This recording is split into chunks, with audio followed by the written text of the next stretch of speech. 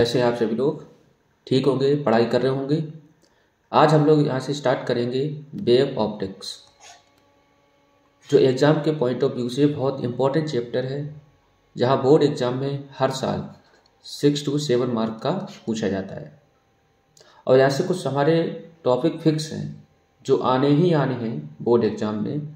वो कौन कौन से टॉपिक हैं उनकी भी आज हम बात करेंगे। लेकिन ये वाला जो लेक्चर है वो हमारा कहें तो बेसिक इंट्रोडक्शन जो होगा, या फिर कहें कौन कौन सी थ्योरीज हैं जो अलग अलग साइंटिस्ट ने दी हैं, जिसको हम पढ़ते हैं वेव थ्योरीज। तो चलिए यहाँ से स्टार्ट करेंगे और वेवलेट के बारे में पढ़ेंगे, वेव फ्रंट के बारे में पढ़ेंगे, किस तरह से वेव फ्रंट होता है, किसी सोर्स के लिए वेव फ्रंट किस तरह से बने। तो चलिए स्टार्ट करते हैं। सबसे पहले हम पढ़ेंगे Newton's corpuscular theory and हाइगन theory. यहाँ पर अलग अलग साइंटिस्ट आए, उन्होंने लाइट के बारे में अलग अलग डिस्कवरीज करी। न्यूटन यहाँ पर आए, न्यूटन ने कहा कि जो लाइट है वो हमारे पार्टिकल के फॉर्म में आगे चलेगा, और जो पार्टिकल का नाम है वो होगा कर्पसल। इसी तरह से हाइगन आए, हाइगन ने क्या बताया कि जो लाइट है वो वेव के फॉर्म में आगे बढ़ेगा। तो चलिए बात करते हैं, which theory explain the property of light. ठीक है, तो there are many theories to explain properties of light. Out of many theories there are 5 major theories of light. इनमें से 5 हमारी मेजर हैं, जिनमें से पहला है तुम्हारा न्यूटन्स कर्पस्कुलर थ्योरी। इन्होंने क्या बताया, न्यूटन्स कर्पस्कुलर थ्योरी ने, according to this theory light consist of tiny elastic material particle called corpuscles. मतलब जो भी लाइट होगा वो छोटे छोटे पार्टिकल से मिलकर बना होगा, वो इलास्टिक मटेरियल पार्टिकल होंगे, जिनको पढ़ेंगे क्या, कर्पसल। इस तरह से इलास्टिक होंगे।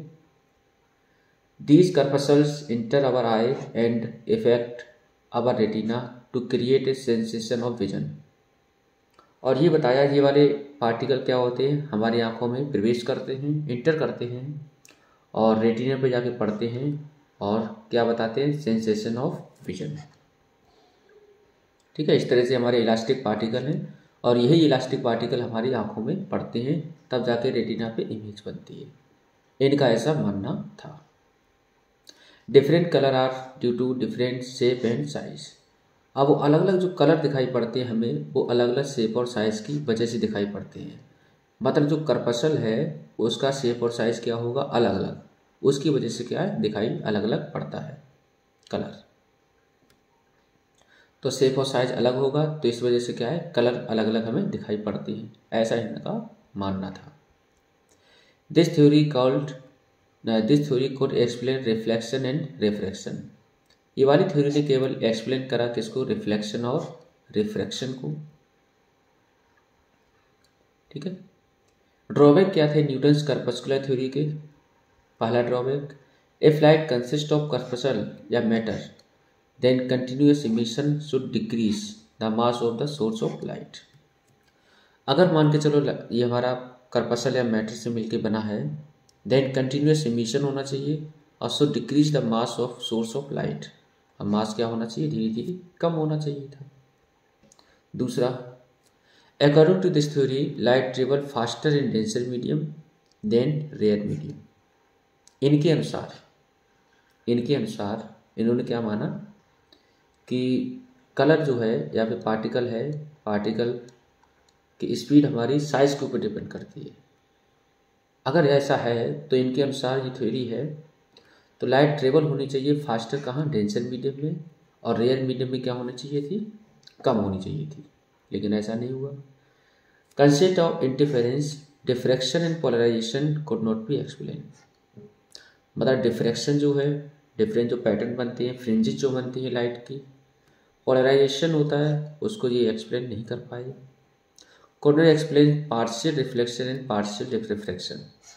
पार्शियल रिफ्लेक्शन और पार्शियल रिफ्रैक्शन का मतलब ये है कि कुछ लाइट हमारी रिफ्लेक्ट हो जाती है, कुछ लाइट क्या करती है, मीडियम एब्जॉर्ब कर लेता है। तो बावली फिनोमेना को ये डिफाइन नहीं कर पाए, एक्सप्लेन नहीं कर पाए। उसके बाद जो सेकंड थ्योरी आई वो कौन सी थी? वो थी हाइगेंस वेव थ्योरी। साइंटिस्ट थे जिनका नाम था क्रिश्चियन हाइगेंस, 1629-1695। इन्होंने क्या बताया कि जो लाइट है, light travel in the form of waves. किसके फॉर्म में चलेगी? वेव के फॉर्म में। और इन्होंने जो मीडियम माना वो मीडियम कौन सा माना? ल्यूमिनिफेरस ईथर। मतलब जो भी हमारे जो मीडियम होगा वो कैसा होगा? ल्यूमिनिफेरस ईथर होगा। For light to propagate a medium called luminiferous ether medium exist all over the universe. मतलब पूरे यूनिवर्स में जो मीडियम है वो मीडियम को उन्होंने क्या माना? ईथर, ल्यूमिनिफेरस ईथर, जिसमें क्या है? वेव ट्रेवल करती है। Different colour are because of different wave length. और यहाँ पर इन्होंने माना कि जो अलग अलग कलर आपको दिखाई पड़ते हैं वो अलग अलग वेवलेंथ की वजह से दिखाई पड़ते हैं। ठीक है। This theory code explain partial reflection and partial refraction, interference and diffraction. तो ये वाली थ्योरी एक्सप्लेन कर पाई है किसको? पार्शियल रिफ्लेक्शन को, पार्शियल रिफ्रैक्शन को, इंटरफेरेंस को और डिफ्रैक्शन को। जैसे रेड कलर है, ऑरेंज कलर है, येलो कलर है, ग्रीन कलर है, ब्लू कलर है, इंडिगो। तो यहाँ से आप देख पा रहे हो रेड कलर का वेवलेंथ, ऑरेंज, तो यहाँ पर क्या है? ठीक है। और ब्लू का, तो इसका पैटर्न क्या है? अलग अलग है। देखो, तो मतलब कहीं ना कहीं इन्होंने डिफ्रैक्शन और इंटरफेरेंस को डिफाइन करा है, एक्सप्लेन करा है। हाइगेन प्रिंसिपल का 5वां पॉइंट क्या है? Light travel faster in rare medium and not in denser medium. इन्होंने बिल्कुल सही एक्सप्लेन करा है कि लाइट रेयर मीडियम में ज़्यादा तेज दौड़ेगी और डेंसर मीडियम में स्पीड क्या होगी? कम होगी। ड्रॉबैक क्या थे लेकिन इसकी? Rectilinear propagation could not be explained. मतलब हम लोगों ने पढ़ा था बचपन में कि लाइट हमारी बिल्कुल कहाँ? स्ट्रेट लाइन में ट्रेवल करेगी। लेकिन ये हाइगेंस वेव थ्योरी है, इन्होंने क्या बताया? ड्रॉबैक, इन्होंने ये नहीं बता पाया कि रेक्टिलिनियर प्रोपगेशन होगा लाइट का, और वास्तव में नहीं होता है। आगे ये बात हम करेंगे। और ये माना कि ल्यूमिनिफेरस ईथर है, कुड नॉट फाउंड एनीवेयर। इन्होंने मीडियम कैसा मान लिया यूनिवर्स में? ल्यूमिनिफेरस ईथर, लेकिन वो वास्तव में नहीं है हर एक जगह। तीसरा पॉइंट है could not explain modern physics concept like photo electric effect. और इन्होंने मॉडर्न फिजिक्स को एक्सप्लेन नहीं कर पाया, फोटो इलेक्ट्रिक इफेक्ट वगैरह। ठीक है। कुछ एमसीक्यूज है, क्या है? Huygen theory of light assume that light propagate in the form of. Huygen theory ने क्या माना? वेव माना, करपशन माना, फोटोन माना, या डिफरेंट शेप और साइज माना। तो क्या होगा? वेव। अगला question, Newton's theory state that different colour of light are due to a particle. तो अलग अलग कलर जो आपको दिखाई पड़ते हैं करपशन के, वो अलग अलग शेप और साइज की वजह से दिखाई पड़ते हैं। ठीक है। न्यूटन्स करपस्कुलर जो थ्योरी थी उसकी वजह से। Huygens theory could not explain. Huygens theory किसको एक्सप्लेन नहीं कर पाई? रिफ्लेक्शन को नहीं, बिल्कुल करी, रिफ्लेक्शन को भी करी, इंटरफेरेंस को भी करी, फोटो इलेक्ट्रिक इफेक्ट को वो नहीं कर पाई थी। अब बात करते हैं अगली नेक्स्ट थ्योरी जो है वो हमारी है मैक्सवेल इलेक्ट्रोमैग्नेटिक थ्योरी, जिसको हम पढ़ते हैं EMW। ठीक है। मैक्सवेल इलेक्ट्रोमैग्नेटिक थ्योरी क्या बता रही है? Maxwell postulate the existence of electromagnetic wave. Light wave were assume to be electromagnetic wave. जो भी लाइट वेव है उसको क्या माना? इलेक्ट्रोमैग्नेटिक वेव माना। For the propagation of electromagnetic wave electric field and magnetic field are required. अगर मान के चलो लाइट ट्रेवल करेगी for propagation of electromagnetic wave, electric field और मैग्नेटिक फील्ड दोनों का जरूरत पड़ेगा, जैसा कि हम चैप्टर 8 में पढ़ चुके हैं। और तीनों हमारे क्या होते हैं? परपेंडिकुलर होते हैं। मतलब propagation of light, electric field और मैग्नेटिक फील्ड, इस तरह से।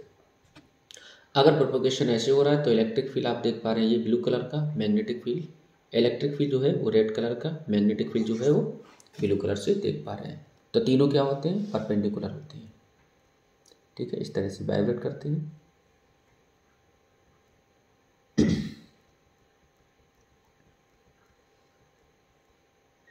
Maxwell electromagnetic theory. This theory could not explain directly the path of light, reflection, refraction, polarization, interference, diffraction, etc. ठीक है, ये चीज़ों को एक्सप्लेन नहीं, मतलब इन चीज़ों को एक्सप्लेन कर सका था। लिमिटेशन क्या थी? This theory could not explain modern physics concept like photo electric effect. तो जो हमारी यहाँ पर लिमिटेशन उधर जो थी हाइगेंस प्रिंसिपल की, हाइगेंस वेव थ्योरी की, वही जाके यहाँ पर भी लिमिटेशन है। उसके बाद आती है आइंस्टाइन क्वांटम थ्योरी। क्या है आइंस्टाइन की quantum theory? Light propagate in the form of packet of light energy called quanta. मतलब जब भी लाइट प्रोपोगेट करेगी तो एक पैकेट की फॉर्म में चलेगी, जिसको हम क्या पढ़ेंगे? क्वांटा। क्वांटा का दूसरा नाम क्या है? फोटोन। क्या नाम है? फोटोन। फोटोन नहीं पढ़ते इसको। Each quanta of light called photon लिखा है। हर एक क्वांटा को हम क्या पढ़ते हैं? फोटोन। जिसके पास एनर्जी किसके बराबर होगी? ई बराबर एच न्यू। यहाँ पर न्यू क्या होगा? Frequency of light. एच क्या होगा? Planck constant. This theory could explain photo electric effect, discrete energy concept. तो ये वाली थ्योरी फोटो इलेक्ट्रिक इफेक्ट को एक्सप्लेन कर सकी थी, लेकिन लिमिटेशन क्या थी? This theory could not explain concept like polarisation, interference, diffraction. तो ये वाली थ्योरी को, ये वाली फिनोमेना को डिफाइन या एक्सप्लेन नहीं कर सका। According to Maxwell theory light required, light को किसकी जरूरत पड़ती है? इलेक्ट्रिक फील्ड और मैग्नेटिक फील्ड की। ठीक है, तो electric field and magnetic field both. Electromagnetic wave theory could not explain, किसको एक्सप्लेन नहीं करा? तो यहाँ पर फोटो इलेक्ट्रिक इफेक्ट होगा। According to quanta theory light propagate in the form of, किसके फॉर्म में चलेगी? Particle, wave, packet of energy. तो यहाँ पर होगा पैकेट ऑफ एनर्जी, जिसको पढ़ते हैं क्वांटा या फिर फोटोन।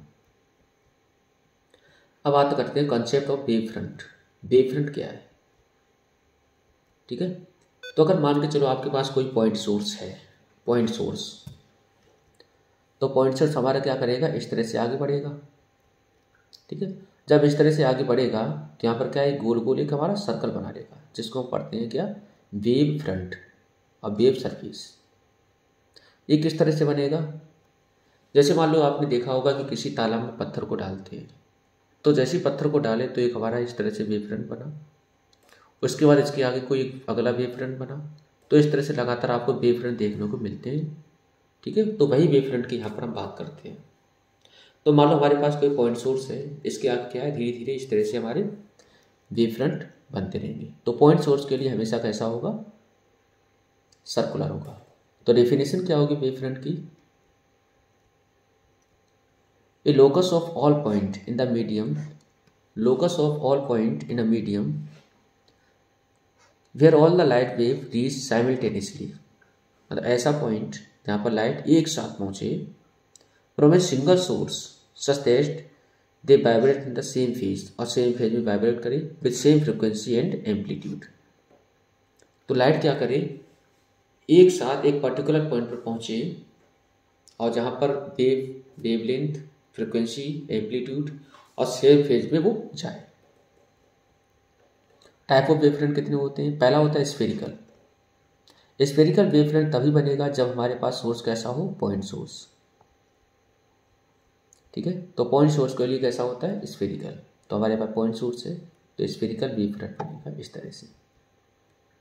ठीक है, फाइनाइट डिस्टेंस के लिए पॉइंट सोर्स बनता है, फाइनाइट डिस्टेंस के लिए भी। अगला जो है हमारा plane wave front. Plane wave front, तो हमने मान लिया हमारे पास प्लेन वेव फ्रंट है। प्लेन वेव फ्रंट की बात करें, जैसे मान लो लाइट हमारी कहाँ से आ रही है? इन्फिनिटी से आ रही है। इसके लिए हमेशा जो वेव फ्रंट बनेगा वो बनेगा हमारा रेक्टेंगुलर। कैसा बनेगा? रेक्टेंगुलर। ठीक है, तो यहाँ पर अगर इनफाइनाइट डिस्टेंस है, एनी सोर्स इनफाइनाइट डिस्टेंस, तब जाके कैसा बनेगा? रेक्टेंगुलर बनेगा इस तरह से। ठीक है, अगला बात करें सिलेंड्रिकल वेव फ्रंट। तो सिलेंड्रिकल वेव फ्रंट तब बनेगा जैसे मान के चलो हमारे पास कोई स्लिट है, एक्सटेंडेड और लीनियर सोर्स, कोई हमारे पास लीनियर सोर्स है फाइनाइट डिस्टेंस का, तो यहाँ पर वेव फ्रंट कैसा होगा? सिलेंड्रिकल होगा इस तरह से। तो इस तरह से हमारी दे रखी है स्लिट्स। फाइनाइट लेंथ की हो तब जाके वेव फ्रंट कैसा होगा, सिलेंड्रिकल। पॉइंट टू रिमेंबर, कौन कौन से पॉइंट आपको ध्यान में रखने हैं। Spherical wave front point source के लिए 8 finite distance. Plane wave front point source हो इनफाइनाइट डिस्टेंस, पॉइंट सोर्स का मतलब इनफाइनाइट डिस्टेंस। सोर्स जैसे लाइट मान लो हमारी कहाँ से आ रही है, इन्फिनिटी से आ रही है। सिलेंड्रिकल वेव फ्रंट कब बनेगा, जब क्या हो हमारा लीनियर सोर्स हो फाइनाइट डिस्टेंस का तब।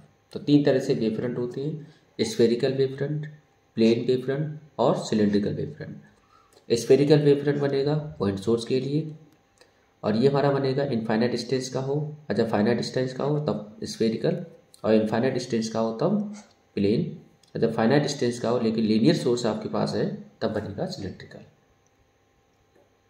Classification of wave front, spherical wave front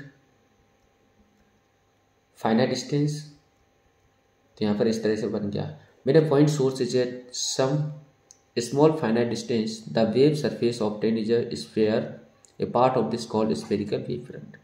तो मान लो ये हमारा पॉइंट है, इस तरह से हमने आर्क लगाया, आर्क लगाने पर आपको क्या मिल गया, वेव फ्रंट तैयार हो गया। इसी तरह से प्लेन वेव फ्रंट, मैंने source is infinite distance, the small portion of wave surface applied to a plane is called plane wave front. इस तरह से, ठीक है, लाइट हमारी इधर से आ रही होगी इन्फिनिटी से, इस तरह से देख लो, जैसे लाइट हमारी आ रही तो इसका क्या बनेगा, plane wave front. Cylindrical wave front को भी इसी तरह से पढ़ लेंगे। Spherical wave front propagating in a homogeneous and isotropic medium gives rise to, कैसा होगा बच्चों, तो both spherical and plane wave front. Cylindrical wave front can be obtain from point source of light, light source like slit, light source like circle, तो क्या होगा यहाँ पर, slit वाला सही होगा। As A plane wave front propagate its radius of curvature decrease increase, first increase then decrease remains infinity. तो जैसे plane wave front propagate its radius of curvature, तो रेडियस ऑफ कर्वेचर यहाँ पर क्या रहेगी, डिक्रीज होती रहेगी। Light from star reaching on earth surface is in the form of wave front, कौन सा वेव फ्रंट होगा, स्फेरिकल, प्लेन, सिलेंड्रिकल, तो यहाँ से आंसर होगा प्लेन, क्यों, क्योंकि इनफाइनाइट सोर्स है। Concept of wave normal, concept of wave normal, normal का मतलब होता है बच्चों कि परपेंडिकुलर, तो the perpendicular draw at any point two the surface of wave front which show the direction of propagation of light is called wave normal. क्या होगा बच्चों को, वेव नॉर्मल। तो हमेशा ध्यान रखें जो भी आपका वेव फ्रंट बनता है, वेव फ्रंट जो भी बनेगा वो हमेशा, अगर यहाँ पर हम टेंजेंट बना दें तो हमेशा 90 डिग्री का एंगल बनाएगा, ठीक है। तो जैसे मान लो हमारे पास क्या है, ये सोर्स है, ये वेव फ्रंट बना, स्फेरिकल वेव फ्रंट है ये। अब यहाँ पर क्या हो रहा है, मैंने टेंजेंट बना दिया, तो हमारा मान लो लाइट जो प्रोपगेट करेगी तो इस तरह से प्रोपगेट करेगी, ठीक है। तो हमेशा ये क्या है, प्रोपगेशन ऑफ लाइट की हमेशा वेव फ्रंट क्या होता है, परपेंडिकुलर, ठीक है, इस तरह से क्या होगा, परपेंडिकुलर। तो इसी को हम पढ़ते हैं वेव नॉर्मल। अगर हम प्लेन की बात कर लें तो प्लेन के लिए हमारा ये बनेगा, ठीक है। तो लाइट हमारी कहाँ से आ रही है, इन्फिनिटी से आ रही है, तो यहाँ से क्या हो जाएगा, ठीक है। हैगन प्रिंसिपल, तो हैगन प्रिंसिपल क्या बता रहा है, consider a point source, point source हमने कंसीडर कर लिया, it emit primary wave in all direction. अब प्राइमरी वेव क्या करेगा, हर एक डायरेक्शन में एमिट करेगा, ठीक है। At a finite distance it gives a spherical wave front, और क्या बताएगा, स्फेरिकल वेव फ्रंट बताएगा अकॉर्डिंग टू हैगन, ठीक है। तो every point on this wave front act like a secondary point source according to हैगन। तो यहाँ पर क्या होगा, हर एक जो हमारा वेव, यहाँ पर जो वेव फ्रंट बनेगा वो क्या होगा, दूसरे के लिए सोर्स बन जाएगा, ठीक है। तो यहाँ से क्या है, एक हमारा इस तरह से आगे बढ़ता है और दूसरा हमारा सेकेंडरी वेव फ्रंट बन जाएगा, ठीक है।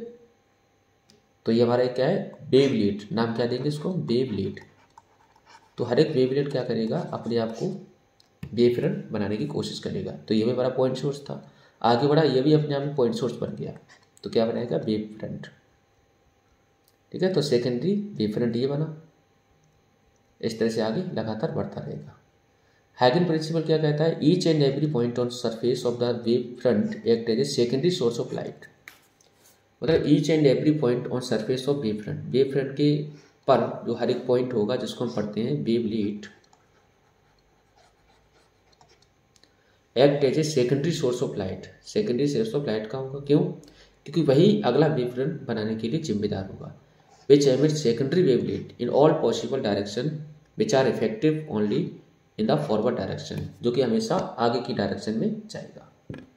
If a common surface of tangency is drawn to these secondary wave surface we get the final position of the wave front. और क्या ये लगातार चलता रहेगा और बाद में एक जगह पर वो जाके खत्म हो जाएगा। ठीक है। The intensity of secondary wave front is given by I बराबर I naught 1 plus cos phi, where phi is the angle between the original direction and propagation in the direction of observation. तो इसके बारे में हम लोग बात आगे करेंगे। Every point on a wave front like कैसा होगा? Secondary point source. ठीक है। The secondary point source primary wave front unit secondary wave which are क्या होगा? हमेशा आगे की तरफ बढ़ेंगे, इफेक्टिव ओनली फॉरवर्ड डायरेक्शन। ठीक है। तो ये हमारा लेक्चर था जहाँ पर हम लोगों ने पढ़ा कि हाइगन प्रिंसिपल क्या है और वेव फ्रंट के बारे में, वेवलेट्स के बारे में, कौन कौन सी डिफरेंट थ्योरीज हैं, वेव थ्योरीज के बारे में जाना।